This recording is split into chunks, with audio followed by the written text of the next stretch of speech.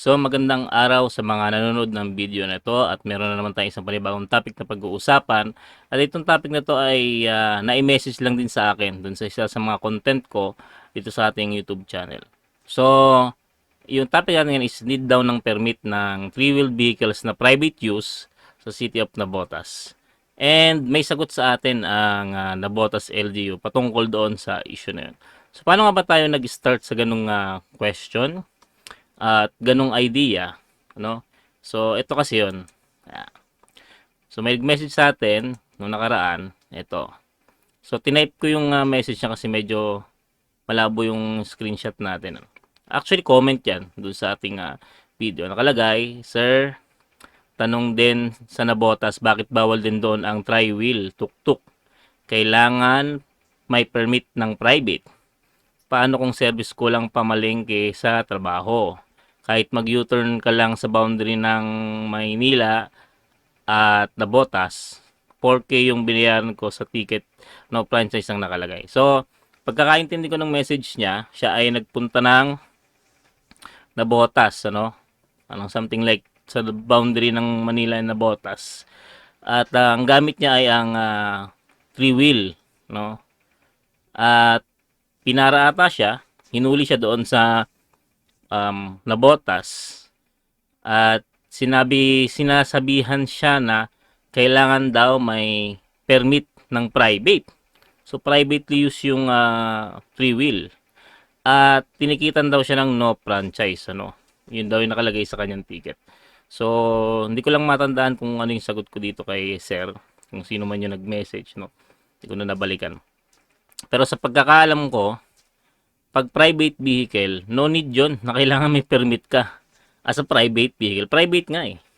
Meron din akong, hindi ko lang kasi mahanap yung article na no. May nabasa akong article, isang abogado yung nagsulat, na nagsasabi nga, kasi nga issue rin yun ng pagiging private ano, dun sa isang probinsya. Ang sinasabi niya nga doon, kapag ka privately use ang isang vehicle, no need na kailangan pang i-register yun sa isang local government unit kasi rights ng isang ano yun, tao na magkaroon ng pagmamayari na legit naman yung nakuha as a private use. Ano? So, ang pagkakalam ko, no need na yun i-rehistro. Pero, yun nga, sabi niya, private naman daw yung kanyang three-wheel, yung kanyang tuk-tuk, ay hinuli pa rin daw siya. Tapos, ang ticket niya ay ang nakalagay no franchise. Hindi ko alam kung nanonood pa yung nag-message sa atin, no, wala kasi namang pangalan din. At ang masasabi ko dito, i-contest ninyo yung ticket ninyo. Nung una, ang no franchise ay para lang sa mga nagbabiyahe at ginagamit na public utility vehicle ang kanilang sasakyan, no? O yung tawagin na mamasada. Kung privately used naman ang isang sasakyan, hindi yun po pwedeng tikitan ng no franchise kasi hindi naman niya binabiyahe. Maliban na lang kung binahin ninyo, ano. Yun ang pagkakaintindi ko sa mga patakaran na meron tayo. Hindi pwedeng tikitan ng no franchise ang isang sasakyan kasi kung hindi naman niya binabiyahe at ginagamit naman ito for privately use. So yun, kasi hinahanap ko yung article, hindi ko na makita sa internet. Aksidente ko lang na ano yun na kita. Pero nabasa ko yun. Ayun. At saka marami rin naman nagsabing ayun nga, ang mga eksperto sa batas na hindi naman kailangang i-rehistro pa sa isang kung ano pa man ang privately used vehicle. Maliban na lang kung gagamitin yan in public utilities or anumang mga ano. So for that, ako yung nagharap ng paraan para ma-message yung ating taga Nabotas LGU, no? Kasi yun naman ang pinapayo ko talaga sa mga nagtatanong sa akin. You can ask your LGU sa mga bagay na yan directly. Diba? Kung nakakapunta naman kayo sa opisina nila, especially kung sa malalayo, kasi ako nasa Laguna ako eh. So pwede naman i-ask. So sa kagandahang palad, na meron akong nakitang page, every page ng Nabotas. So nagtanong tayo. Ito yung ating tanong, ano? Wala naman siguro magiging problema kung ipopost ko to kasi kahit na ano to, messenger, no? Ito ay public inquiry para lang makita ninyo, no? So ito yung tanong ko. Good day na po sa LGU. Ako po ay isang educator lalo na sa mga user ng three-wheel vehicles na ginagamit as private. may mga nagtatanong po sa akin na mga user ng private three-wheel vehicles gaya ng Bajaj RE, TVS King, Piaggio Ape na hinuhuli sila dyan sa nabotas dahil wala raw permit ng private at ang ticket sa kanila ay no franchise. So yung kondisyon na minessage sa atin ay inirelay ko sa kanila. Which is wala naman talaga silang franchise dahil di naman sila PUV. Yun na nga, hindi sila public utility vehicle. Ask ko lang po kung totoo ba na dapat may permit ang private ng isang three-wheeled vehicle na ginagamit lamang as private. Sana po masagot para po ma-educate ko rin ang mga private vehicle owner na three-wheeler. Salamat. Yun yung message ko. At fortunately naman, sumagot naman ang ating mga kasama dyan sa nabotas sa LGU. Ito po yung sinend nila sa akin. Po. Ang sinend po nila sa akin ay itong ordinansa na nagpapatupad sa paggamit ng electronic bicycles sa lungsod ng Nabotas. City Ordinance Number 2018-11. Kalagay po dito, ang mga e-bike ay kailangang i-rehistro sa Franchising Permit Processing Unit o FPPU ng lungsod ng Nabotas. At ito ay renewable kada 2 taon. Ang legal na edad na nagmamaneho ng e-bike ay at least 18 years old. Ang lahat ng angkas ng e-bike kailangan magsuot ng sapat na proteksyon, gaya ng half-face standard helmet. Ang pinapayagan lamang ang angkas ay hindi lalagpas sa seating capacity ng e-bike. Ayan, so requirements doon ng pagkuha ng rehistro, sedula, government issued ID, barangay certificate, proof of ownership, yon, picture of e-bike owner. So mura lang naman ang registration, 200, ang plate, regulatory fee 40, almost to 320. So pag nire-renew after 2 years, almost 140, So okay ako dito kasi syempre mariregulate naman. Lalo na't nagkalat na ang gumagamit ng mga e-bike sa daan. Sometimes sila pa yung alam mo yun, personal experience lang. Sometimes sila pa yung yung nakaharang, tapos pag binatatabi mo gagalit. Pero yun nga, syempre medyo na ko dahil ako hindi naman e-bike yung aking tinatanong o kung ano pa man, no. So nag-follow up po ako. Ayan. Ang Bajaj RE, TVS King at kagaya po nito ay hindi mga e-bike o electronic vehicle. Sila po ay petrol vehicle na may sariling kategory ayon na rin sa LTO Memo 2020-2227. Kung sa e-bike po pinatutupad ito, di po dapat hinuhuli ang mga three-wheel vehicles na pinapatakbo ng gas. Sana po malinawan. Yun yung follow up ko, no? Ngayon, ang reply sa atin ng botas sa LGU, pwede nilang i-apply as private for school service or business use. Meron din tayong Bajaj na may permit to operate sa nabotas na pamasada. Magsadya lamang po sa office namin para maliwanagan. Sabi ko kayo, siyempre hindi ako makakapunta dyan. Taga malayo ako. So, nagpalaw pa ako. Pero if for private use lang such as sasakyan pampamilya, at pampasok sa trabaho o pamalengke basta personal na gamit ng three-wheel vehicles, no need na i-apply sa munisipyo. Question ko yun, ano? Marami po kasing Bajaj R user ang hinuhuli sa nabotas dahil daw po walang prangkisa. Talaga namang wala pong prangkisa kapag private use lang. So, yun yung follow-up ko, no? Kaya ako ganito ako magtanong is not to criticize but to clarify. Kasi mahirap naman na nagtanong na rin lang tayo at sumagot nila. Maganda nang magkaliwanagan tayo, no?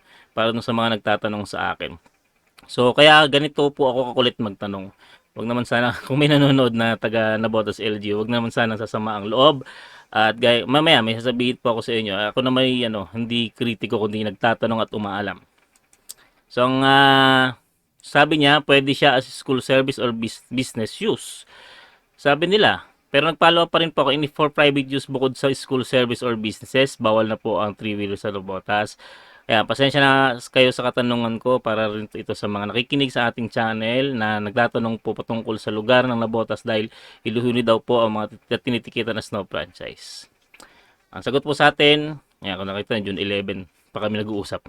Usually kung family use, private electric vehicles ang ina-apply sa atin at ginagawang service din sa school o gamit pamalengke. At yung electric vehicle na may mga resemblance doon, mga klase ng tricycle na binabanggit niya, open type yung likod, ay ginagawa namang pang-deliver ng mga fruits, vegetable at delivery vehicle ng mga water refilling stations. Yung closed type o parang yung delivery van, yung lingkod ay ginagamit naman sa mga couriers na Lazada. And wala na pong follow-up sa akin. No, kasi ang inaantay ko lang po is yung word na talagang yung mga three-wheeled vehicles ay dapat may permit kahit private. Pero as we go to our discussion, yun, malayo na. Nag-post ako kasi ng mga vendor. Yun nga, we discussed this, ang laging nababanggit sa akin yung private electric vehicles, no? Na ako naman, okay naman ako dun sa ano, kasi siyempre, hindi naman nare-regulate pa ata yan ng LTO. So, kung i-regulate siya ng LGU, walang problema yun. Kaso, wala pa rin linaw. Ang sabi lang dito is, private electric vehicle na apply sa atin ginagawang service din sa school gamit pamalengke at yung electric vehicles na may resemblance nun. So electric vehicle talaga yung pinag-uusapan. So hindi ko po nakuha ng malinaw kung yun bang sinasabi ng ating ang tawag dito commenter ay talagang ang tawag dito ipinapatupad, no? So balikan ko lang yung sinabi ng ating commenter na nag-comment sa atin, yung message sa atin ano, ay natikitan nga siya ng no franchise dahil daw sa wala siyang prangkisa. Eh ginagamit niya nga sa private eh. Siguro kung nanonood tong si Sir, ano niyo na lang po. Ang tawag dito, i-appealan niyo na lang sa adjudication, no? Kasi parang malabo. Hindi po talaga kayo dapat natitigitan ng no franchise kung hindi naman kayo bumabiyahe at hindi naman kayo kolorum. Not unless nagbiyahe po kayo, nagsakay po kayo ng mga tao dyan. Pero kung ginagamit naman talaga sa private, no need kayong kumuha ng franchise. So hopefully ganun po yung naging usapan namin sa about das LGU. Ang binabanggit niya po sa akin mga e-bikes, 2 gulong, 3 gulong, electric vehicle po yung na binabanggit nilang kailangan mairehistro or mairehistro sa LGU. Pero pagdating sa mga ganitong klase, wala po tayong malinaw na sagot. Hindi naman sa siguro yung kausap natin ay medyo yun lang po yung sakop ng kanyang nalalaman. So hindi sila masisisi ano. Wag naman natin silang i-bash. Baka yun lang din yung kanilang nalalaman sa kanilang trabaho dahil yun naman yung naka-assign sa kanila.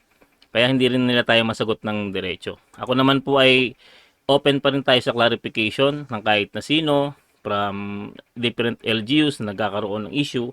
Katulad ngayon sa Cagayan de Oro, diba, nagkakaroon ng issue. So, sila yung mga may-ari ng 3 wheels dun ay nagmagawa ng paraan para magkaroon ng clarification sa issue na yun. So, doon sa Nabotas LGU, siguro po maganda ma-clarify po ito sa ating mga constituent.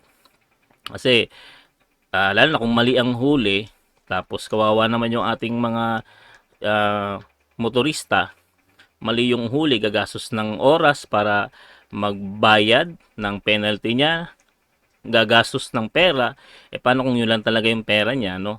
So, dapat maliwanagan po yun. At hindi lang po sa binabanggit nating LGU, maging sa iba, no? Kasi marami kaming natatanggap din na sinasabi, ganito, ganyan, pero wala namang maipakita na local ordinances, ano? So, kaya nga lagi kong sinasabi sa mga 3-wheeled users, kung matatanong nyo naman po ang inyong LGU at hindi na sa akin, diretso na po kayo sa LGU nyo. Tapos kapag nasagot po kayo ng LGU nyo, ang mga local governments naman po ay open yan sa mga pagsagot ng ganyan kasi sila ay talagang naglilingkod sa publiko. I-relay nyo po sa amin yung inyong malalaman. Gaya ko, kung ano yung mga nalalaman ko, nire-relay ko po through this channel. Ano po? So, yun yung aking tawag dito, information sa inyo. Ang malinaw lang na nabanggit sa akin ng Nabotas is yung electric vehicle po or e-bike ang kinakailangang i-register sa kanila kung gagamitin yan sa private use, pamalengke daw, pang hatid sundo sa eskwelahan. Pero hindi po nila nabanggit yung private use na 3-wheeled vehicle kung kinakailangang i-register sa kanila. Ayan. So, kung may nanonood na taga Nabotas LGU dito, maaari naman po yung linawin sa inyong nasasakupan kung ano po ang inyo talagang stand or ordinances patungkol sa mga 3-wheeled vehicles na pinapatakbo ng gas katulad ng Bajaj RE, TVS King at mga katulad, no? Kung yun po ba ay talagang kinakailangan ng rehistro kung private use or hindi. Malamang sa malamang kung gagamitin mo sa TODA, gamitin mo pang biyahe, kailangan talaga may prangkisa yan. Pero ang pinag-uusapan po natin dito is yung private use na sakyan. So, ang ganda na lang po. Kung mag-update po sa akin ng ibang LGU at LGU na banggit natin, mag-update din po ako ng aking content. Ano? Sa mga nanonood sa ating subscribe na, palike na lang po ng video sa atin, pa-share. At sa mga hindi pa, alam niyo naman po dapat gawin. mag-subscribe na. Salamat Kuya Dems. Laging mag-inform. Salamat, signing off.